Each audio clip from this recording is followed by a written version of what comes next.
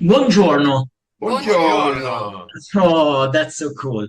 Uh, how are you guys? We're good. Good, We're, man. we're good. How are you?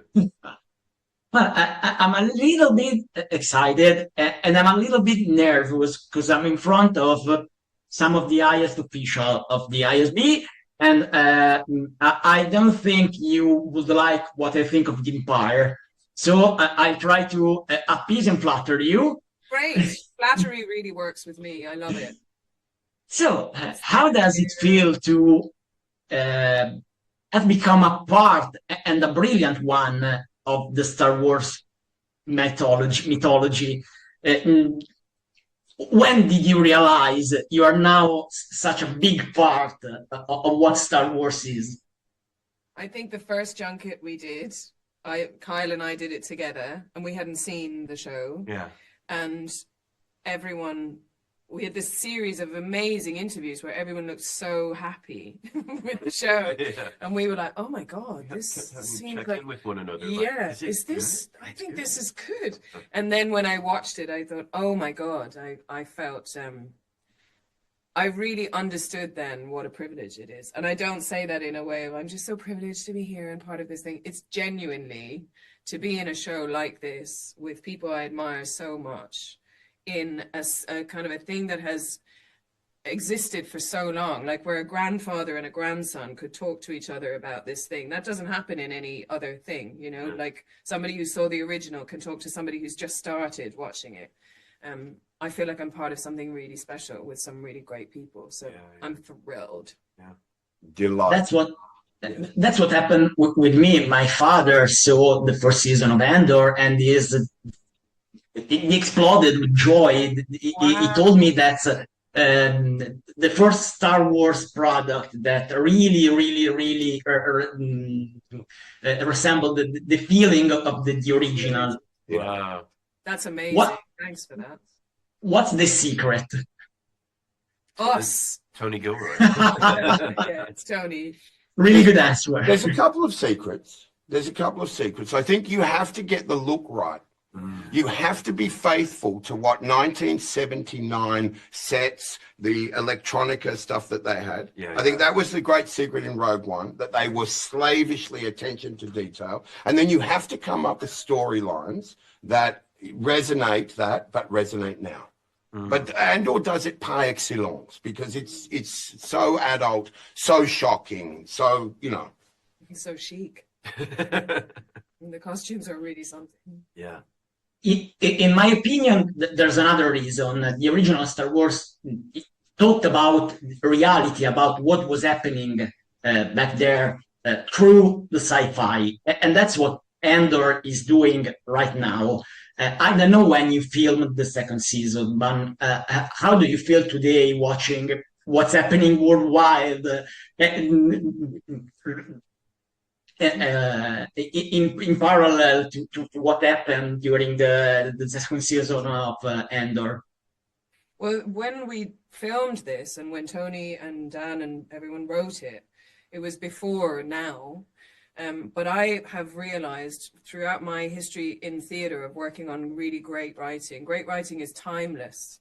And so you can do a play that was written 100 years ago and people will respond in the moment to themes that are relevant to them in the moment now. Like I did Angels in America on Broadway 30 years after it had been done originally, and it had this whole new thing that people were responding to. And I feel like to localize the themes of this show to now sort of does the show a disservice, because it's talking about throughout history, the rebellions, all of the themes that everyone is getting, fortunately and unfortunately a lot of the time.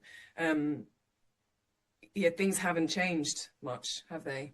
So I feel like I want to hear what people's response is rather than us telling you what it's about or what we think it's about relating to now, because we made it at a time that wasn't now, like I said. So it'll be really interesting to hear from audiences what they respond to in it, because I think it will be a deeply personal experience for people.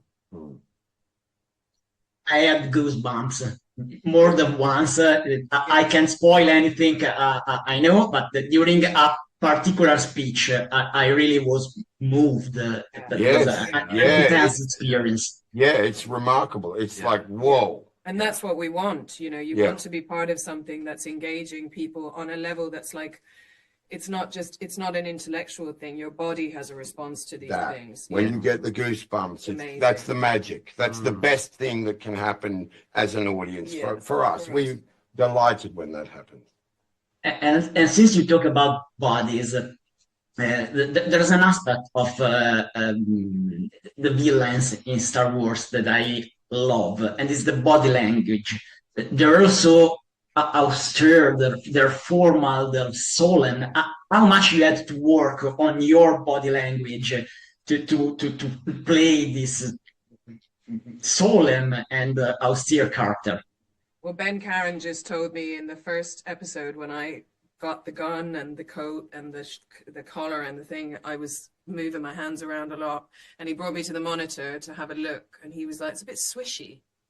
And he was so right. I was losing all my power with this fixing, and he said, why don't you just try it with your hands behind your back? And suddenly it became that Dedra just doesn't ever let this down, and then she has like a tick.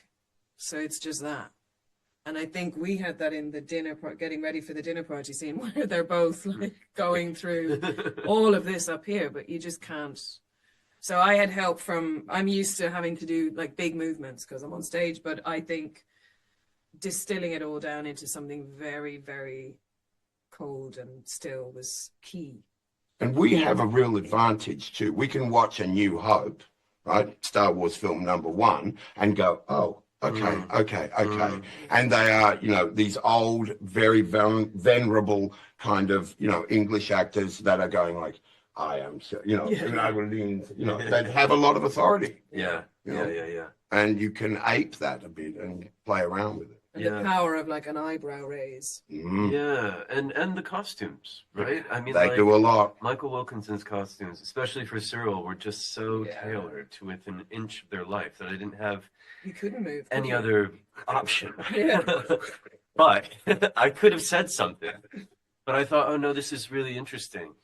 And how confined and how constrained and how much the costume, the sort of spirit of the costume is informing the character and vice versa. Because you can't, I noticed with some of the Makes you stand supporting artists, It makes you stand yeah, up. because if you slouch, it wrinkles. Yeah. So you have to see Everything in Oh, that God. costume brings you Brings just you up. up, Yeah, it yeah. does. And the big things and the capes Yeah. and, The cape was and the best. gloves and all of that. Yeah. Awesome.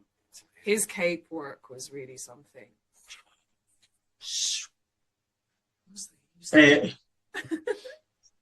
So Ben, about your character, when will Claudio, Yes. Well, I just let him finish his question. I'll give him a very quick answer and then we're done, please. I'll be really good. When we saw your character be back, we know things here are really gonna get serious. Yes. How do you feel it? How do you express it? It's a great moment when we saw you and we know, okay, I know where we're going from there. Thank you. How I do it is to take the text that's written. I know what Tony's referring to because he's giving me secret whispers, but I know where we're going. And I know that Death Star will be built. So now we're going to go on a journey of this is how it's going to happen. And I need you, and you to do this. And we're going to do it like that. Why? Because these people are like this. Don't do that. And if it has to be that, well, slowly, I'm going to take you to a different place. And Claudio, it is a great pleasure to meet. Once again, goosebumps. Yeah. Thank you, guys.